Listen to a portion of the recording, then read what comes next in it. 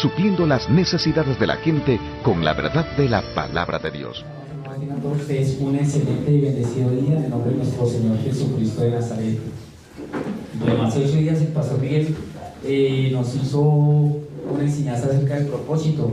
¿Sí se acuerdan? Sí. Y el propósito de Dios y también de nosotros, dice el Señor que nosotros somos su creación y que nosotros fuimos creados a imagen y semejanza de Él. Y cada ser humano fue creado con un propósito.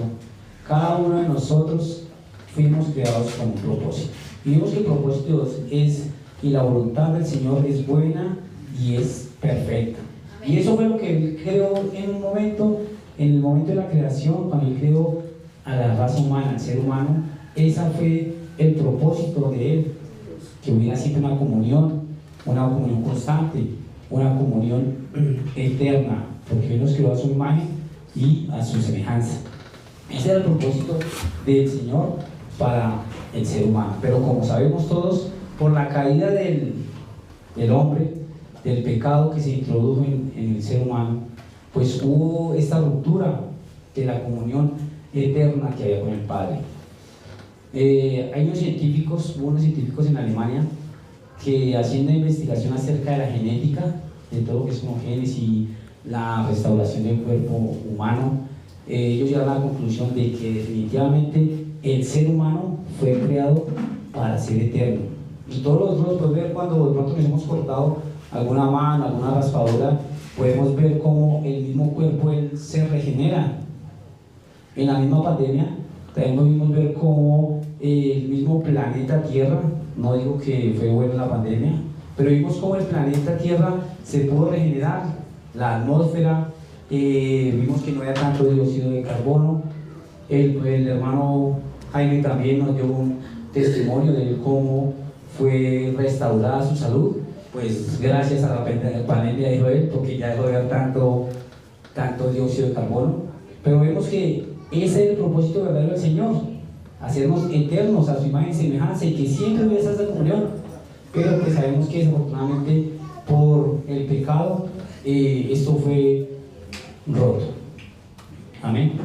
Y entonces nosotros como hijos del Señor, nosotros que conocemos del Señor, que somos hijos suyos, nuestro propósito debe ser adorarle, darle un buen testimonio, ¿sí? Predicar su evangelio. También nosotros debemos ser unos verdaderos discípulos del Señor. Eso es lo que quiere, que si estamos aquí hoy todos es porque hemos aceptado esa gran labor de ser discípulos de Él, de venir, congregarnos, de seguirlo a Él. Y en 1 Corintios vemos que por cuanto la muerte entró por un hombre, también por un hombre la resurrección de los muertos. Aquí podemos ver que el propósito del Señor ya estaba de antemano, antes de la caída del ser humano. Él ya tenía dado la solución a ese problema, y por ese hombre que hay resurrección de los muertos se llama Cristo Jesús, y a Él es el que debemos seguir, ser sus discípulos, estar a los pies del Señor. Y por eso titulé este mensaje como discípulos a los pies de Cristo. ¿Y por qué a los pies de Cristo? Porque todos que hemos visto las películas de Semana Santa, veíamos cómo el maestro primero se paraba, leía el pergamino, se enrollaba el pergamino, hacía la lectura y después se sentaba. Esto quería decir que el maestro iba a enseñar, y todo lo que hacían era que estaban en derredor y hacían silencio y escuchaban al maestro. Así debemos estar nosotros, aprendiendo de Jesús todos los días. Entonces me inspiró mucho este mensaje porque me estuve leyendo y me pareció muy interesante cómo el Señor Jesucristo hizo el reclutamiento de sus discípulos, cómo comenzó a escoger uno a uno. Él ya de antemano sabía a quiénes iba a escoger, pero la historia nos narra no de todos. ¿Algunos saben, se acuerdan cuántos discípulos fueron? 12. ¿Más? 70. Correcto, muy bien, hermana. Cientos de discípulos, que él llamó a 70. ¿Se acuerdan que los mandó de 2 en 2? Y dentro de esos cientos escogió a 12, que esos sí los catalogó como, solamente no como discípulos, sino como apóstoles. Esos fueron los verdaderos apóstoles del Señor. Pero discípulos fueron muchos. Entonces vamos a mirar uno desde el 35 hasta el 42 primero, ¿vale? Es que lo escribí mal en la diapositiva. Sí. Sí, ahora sí. Sí, es que para ellos están pendientes, sí, va a estar muy bien. Amén. Dice, el siguiente día, otra vez estaba Juan y 2 de sus discípulos, y mirando a Jesús que andaba por allí, dijo, he aquí el Cordero de Dios. Le oyeron hablar 2 discípulos y le siguieron a Jesús. Y volviéndose a Jesús, viendo que le seguían, les dijo, ¿qué buscáis? Ellos dijeron, Rabí, que traducido quiere decir Cristo, ¿dónde moras? Les dijo, venid y ved, y fueron y vieron dónde moraba. Y se quedaron con él aquel día porque era como la hora 10. Andrés, hermano de Simón Pedro, era uno de los que habían oído a Juan y que habían seguido a Jesús. Este halló primero a su hermano Simón y le dijo, hemos hallado al Mesías, que traducido es Cristo. Y le trajo a Jesús. Y mirando Jesús dijo, tú eres Simón, hijo de Jonás, tú serás llamado Cefas, que quiere decir Pedro.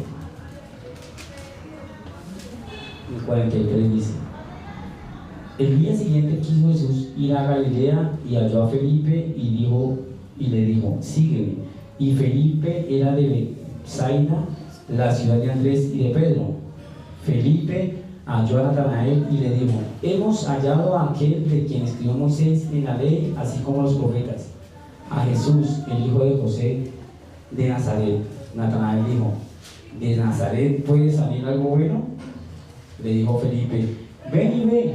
Cuando Jesús vio a Natanael que se le acercaba, dijo de él, he aquí un verdadero israelita en quien no hay engaño.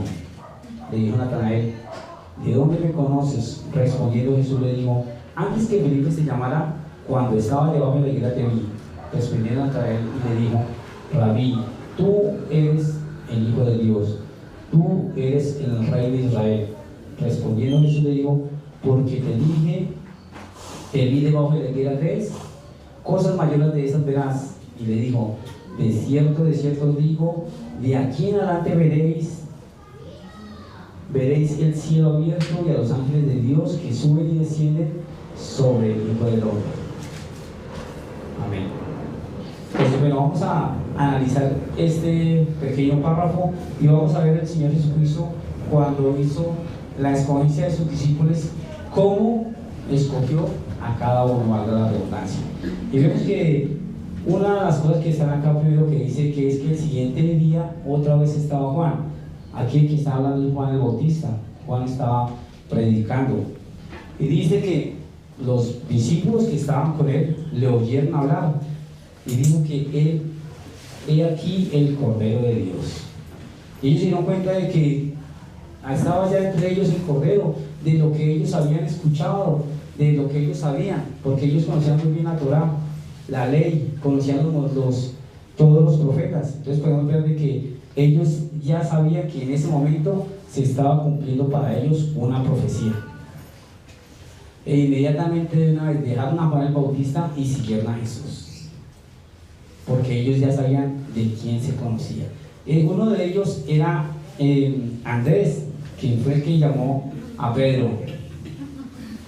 Ya todos conocemos a Pedro y normalmente conocemos a Pedro, cuando hablamos de los 12 apóstoles lo conocemos de una vez. Este fue el que lo negó, o este fue el que le cortó la oreja a Malco, al romano, porque por eso de una vez lo asumimos con eso. Pero también conocemos ya después que él fue transformado, que fue el primer apóstol que se paró en medio de los romanos y fue el primero que dio el primer discurso en Hechos 2. Y más adelante Felipe también encontró a Felipe cuando iba para Galilea, y Felipe de una vez recorrió a buscar a Natanael, y Natanael, siendo un creyente, conociendo, y dijo, o tenía algo de pronto contra esta región, porque de Nazaret puede salir algo bueno. O sea, puso más en duda el lugar de donde era Jesús, que no lo que había escuchado de ese Mesías de que él había escuchado. Y cuando Jesús le le dice, antes de que Felipe te llamara, yo ya te había visto debajo de la higuera. Él reconoció automáticamente, dijo, verdaderamente tú eres Dios.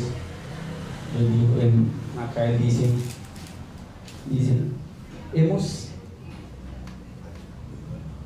tú eres el Hijo de Dios, tú eres el Rey de Israel. Entonces veamos que aquí ninguno de estos puso objeción, ninguno de estos automáticamente apenas escucharon, de una vez siguieron a Jesús. Qué bonito ese mensaje que nos dice acá la Escritura. Más adelante vamos a mirar también el llamado de Mateo. En Mateo 9:9 dice, amén. Pasando Jesús de allí, vio a un hombre llamado Mateo, que estaba sentado al banco de los tributos públicos, y le dijo, sígueme, y se levantó y le siguió. Entonces, mis amados, veamos también aquí otro apóstol más que se va uniendo al grupo cerrado del Señor Jesucristo, de que no miró nada atrás, sino que automáticamente, apenas escuchó de Jesús, se levantó y lo siguió. Este Mateo era un recaudador de impuestos, y estos recaudadores de impuestos en la sociedad de ellos no era que fuera muy querido, porque ellos eran arrogantes y ellos le imponían de pronto al pueblo siendo judíos, pero ellos trabajaban era para los romanos y eran judíos porque les cobraban más de lo que tenían que cobrarle, y ellos obviamente pues tomaban de ahí el dinero pues para enriquecerse. También lo podemos ver en el testimonio de Zaqueo, y vemos que cuando Jesús también conoció de Zaqueo, cuando fue y lo vio y le dijo, desciende, vamos a leerlo, está en Lucas 5:19. Dice, cuando Jesús llegó a aquel lugar, mirando hacia arriba, vio y le dijo, Zaqueo, date prisa, desciende, porque hoy es necesario que yo pose en tu casa. Entonces cuando Jesús llegó ahí, y él inmediatamente descendió y los invitó a su casa, y ya estaban los fariseos listos para decirle, vea que Jesús con quién come, con los publicanos, ¿sí? Con los recaudadores de impuestos. Y Zaqueo, en medio de todos, ¿qué les dijo?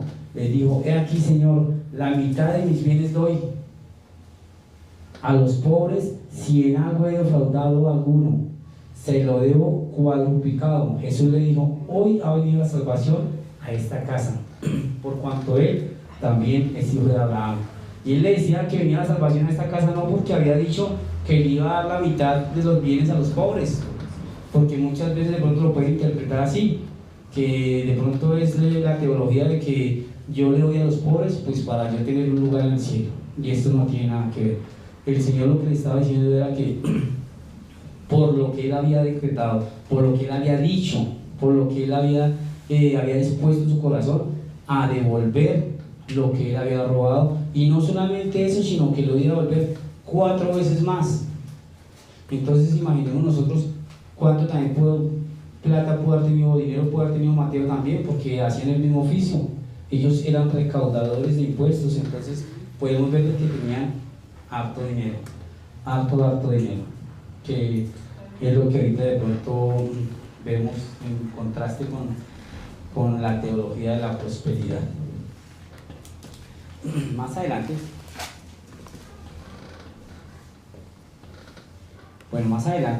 podemos ver aquí a otro apóstol, el apóstol Pablo. Este apóstol que es muy conocido, porque creo que después del Señor Jesucristo es uno de los apóstoles más importantes que registran las Escrituras, y lo podemos ver porque miramos las declaraciones que él dice. Eso es una persona ya opuesta a lo que de pronto Mateo pudo haber tenido. Dice, a mí que soy menos que el más pequeño de todos los santos, me fue dada la gracia de anunciar entre los gentiles el evangelio de las inescrutables riquezas de Cristo. Aquí él habla de riquezas, pero no de riquezas materiales, sino de espirituales. Y podemos ver que así como cada uno de estos discípulos abandonaron todo y lo dejaron atrás. Esa es la actitud de nosotros, de los que queremos servir, de los que nos ponemos a los pies de Cristo, de los que debemos escuchar primeramente el mensaje, aprender de él y buscarlo de todo nuestro corazón. Porque es fácil cuando nosotros nos dejamos llevar por nuestro pensamiento, o de pronto que ponemos nuestra mirada en las cosas materiales y que no estamos mirando el verdadero enfoque, que nosotros debemos ser fieles a Cristo, a los pies de Cristo, como cada uno de estos discípulos, como cada uno de ellos que lo dejó todo, porque ellos en ese tiempo, el seguir a Jesús también les significaba para muchos para ellos, era renunciar a sus familias, a sus cargos.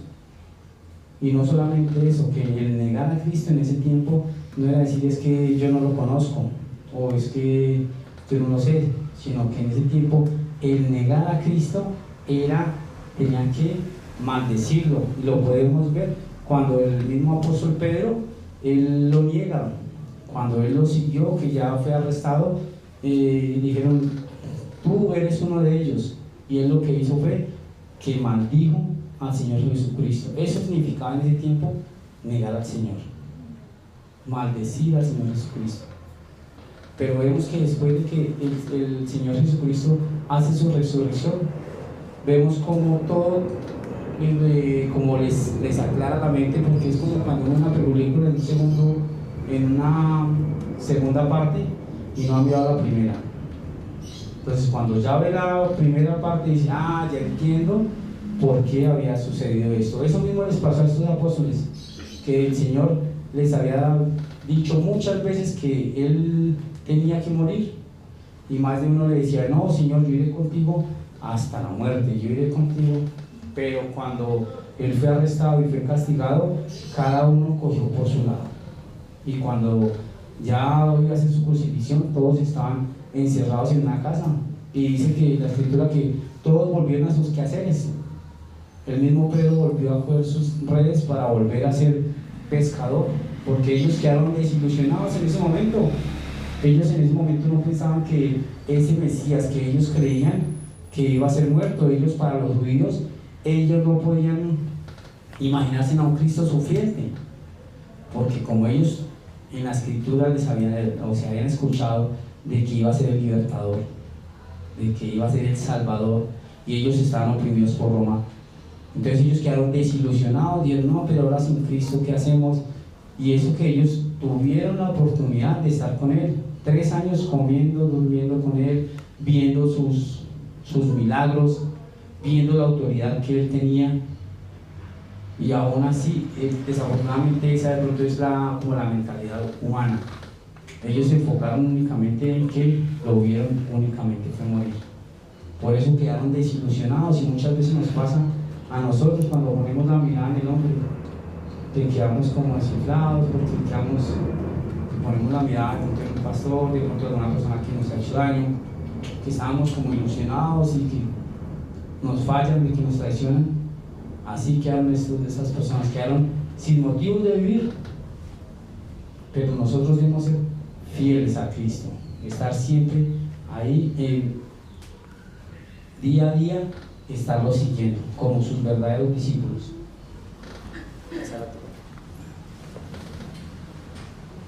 Dice el Pedro también lo que ya cuando hubo este cambio en estos apóstoles, quiero hacer un contraste en estos verdaderos apóstoles que nombró el mismo Señor Jesucristo, y en los cuales está cimentada la doctrina cristiana. Y quiero hacer un contraste porque más adelante voy a leerles un poquito de unas frases que he escuchado de unos apóstoles ya nuevos de esta época, que uno ve que no tienen nada que ver. Acabamos de ver que Pablo dijo, soy el menor y el más pequeño que todos los santos. Y él no se refería a los santos del cielo, a los querubines, a los ángeles. Los santos eran los miembros de la iglesia, a los otros apóstoles. Ese que se creía el menor de los otros apóstoles. Y él decía, no importa ser el menor, lo importante es que se ha predicado el nombre de Cristo, que sea por contienda o porque no, pero lo importante es que se ha predicado el nombre de Cristo. Y mira esta frase que dice el apóstol Pedro, haciendo un llamado a los pastores o a los a los que enseñaban. Dice, apacentar la grey de Dios que está entre vosotros, cuidando de ella, no por fuerza, sino voluntariamente, no de ganancias deshonestas, sino con ánimo pronto, no teniendo señorío sobre los que están a vuestro cuidado, sino siendo ejemplos de la ley. Aquí él estaba ordenando, darle esta ordenanza de que ellos tenían que ser siervos, de que ellos tenían que servir, de que ellos tenían que enseñar lo que habían aprendido del mismo Jesucristo, no lo que vemos ahorita. Más adelante, por favor.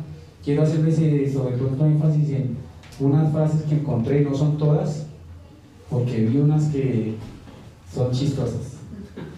Y miremos la frase que acabamos de leer, que el apóstol Pedro nos decía que hay que cuidar de las ovejas, hay que cuidar, que ese es el trabajo de un verdadero apóstol. Y ahora hay otros que dicen esto: yo no quiero esperar la nueva Jerusalén con calles de oro, yo quiero oro aquí y ahora.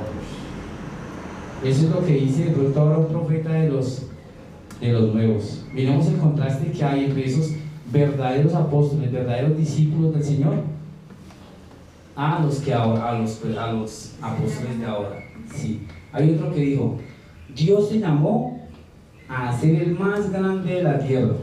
Yo me imagino que un gigante o algo así, porque sí, de pronto, porque es increíble que hayan frases como estas. Es increíble que de pronto hayan lugares, y los chistosos están llenas estas iglesias, están a montón, y no ven que la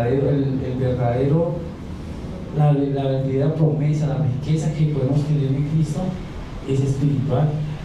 Dice, porque ya fuimos bendecidos con toda bendición, pero espiritual, no material, porque eso es lo que predican hoy en día. Y eso es, hay un pastor colocó un ejemplo y dice que las promesas están para el pueblo de Israel, que nosotros fuimos injertados en el olivo. Es como, he colocado un ejemplo, es como si el amigo A recibe una herencia, entonces le dan un testamento, y él lee el testamento y le dice, bueno, el abuelo le da un testamento de cierta cantidad de plata y le deja un poco de consejos, y en esos momentos llega un amigo y está pues cabicibajo, meditabundo, y le dice, ¿qué te pasa? Dice, no, que tengo muchos problemas. Y ese le dice, yo recibí esta carta de mi abuelo, está muy bendecida y es muy rica en conocimiento, te la voy a prestar. Se la presta. Ya con el tiempo se lo encuentra de nuevo y le dice, ¿cómo te fue? ¿Qué tal los consejos? Dice, perfecto, vine a ti por eso. Dice, sí, vienes a devolverme mi carta de mi abuelo, de donde mejor los... Digo, no, vengo por la herencia también. Dijo, no, pero si es que la herencia yo se la presté por los consejos. La herencia es mía, y eso también pasa con el Señor. Los pactos fueron para la iglesia, no con la iglesia, fueron para el pueblo de Israel, y más adelante se irá a cumplir. Nosotros fuimos injertados, y por eso dice que fuimos bendecidos con toda bendición espiritual, porque nosotros somos ese olivo que fuimos injertados en ese olivo, porque los verdaderos pactos que el Señor hizo fue para el pueblo de Israel. Otra frase más adelante, miremos esta: Dios me ha dado una revelación mucho mejor que la Biblia. Y es un apóstol que tiene jet privado, y es uno de los más conocidos, y es latinoamericano. Y esta es la revelación que se le dio a él. O sea, que mucho la Biblia para él no es nada. Y les doy una pista: fue que botó la Biblia en el piso y dijo, pase de aquí, como cuando aquí en Bogotá lo retaba, pase de acá si puede. Eso desafortunadamente es. Y así están llenos, porque nosotros nos llenamos de los afanes de la vida. Nosotros nos llenamos de pronto de lo que del día a día, y no ponemos la mirada en lo que verdaderamente importa. Miramos también en San Lucas, en el capítulo 10, en el 38, si no lo tengo ahí. Cuando Jesús visita a Marta y a María, dice: aconteció que yendo de camino entró a una aldea y una mujer llamada Marta le recibió en su casa. Esta tenía una hermana que se llamaba María, la cual, sentándose a los pies de Jesús, oía su palabra. Pero Marta, preocupada por sus muchos quehaceres y acercándose, dijo: Señor, ¿no te da cuidado que mi hermana me deje servir sola? Dile pues que me ayude. Respondiendo Jesús le dijo: Marta, Marta, afanada y turbada estás con muchas cosas, pero solo una cosa es necesaria, y María ha escogido la buena parte, la cual no será quitada. Y eso nos pasa a nosotros también el día a día. Vivimos con el corre, con los afanes, que el trabajo, que el arriendo está caro, que la inflación, que la familia, y andamos corriendo de un lugar a otro y muchas veces se nos olvida lo que verdaderamente importa. Que cuando nosotros tenemos un problema, intentamos solucionarlos con nuestras propias fuerzas y no hacemos lo primero, que es, antes de cualquier cosa, nosotros doblar rodilla y colocarlo ante el Señor. Y nos queda difícil porque nuestra naturaleza, como que yo con inteligencia o con mis fuerzas yo soluciono, pero muchas veces el propósito de Dios está que nosotros atravesemos por eso, para que aprendamos a que debemos dar ese paso de fe, avanzar hacia el Señor mirando las cosas de arriba, que son las que no se ven. Y el pastor de Miguel también nos enseñó hace 15 días de que la mies es mucha y que los obreros son pocos. Y eso es lo que de pronto hoy en día se está viviendo. Bueno, mis amados hermanos, este corto mensaje espero que de pronto se haya sido muy claro. Le doy la honra y la gloria al Señor por darle esta oportunidad de poner también la mano en el arado, porque estar aquí, el pastor que sabe que no es una tarea fácil, el hermano Jaime, que también es un maestro, también sabe que no es fácil la labor de enseñar muchas veces, porque o las personas que están aquí, los que hemos ayudado cuando llegamos temprano, sabemos que la labor del pastor no solamente es de enseñar, sino que sea en el corre, también en los quehaceres, en el trabajo, en el empleo, en la familia. Listo, mis amados hermanos, entonces este fue el corto mensaje. Nos despedimos en oración. Por favor, nos ponemos de pie. Amado Padre en Dios, te exaltamos, papá lindo, te bendecimos. A ti, Señor, sea toda la honra, la gloria y la exaltación, porque tú eres digno, Dios, de toda esta honra. Papito Dios, gracias por la oportunidad que me has dado hoy. Gracias, Señor, porque tú, Dios, eres el que coloca en nosotros el hacer como el querer, Papito Dios. Gracias, amado Rey, porque, Señor, tú sabes cuántas luchas tenemos cada uno, Señor. Tú conoces nuestras necesidades, pero tú también quieres, Dios, que te adoremos, que hagamos un alto en el camino y que primero te pongamos a ti sobre todas las cosas, porque también es un mandato, Papito Dios, que es un mandato de que debemos amarte con toda nuestra contramente, con toda nuestra fuerza, Señor amado y único.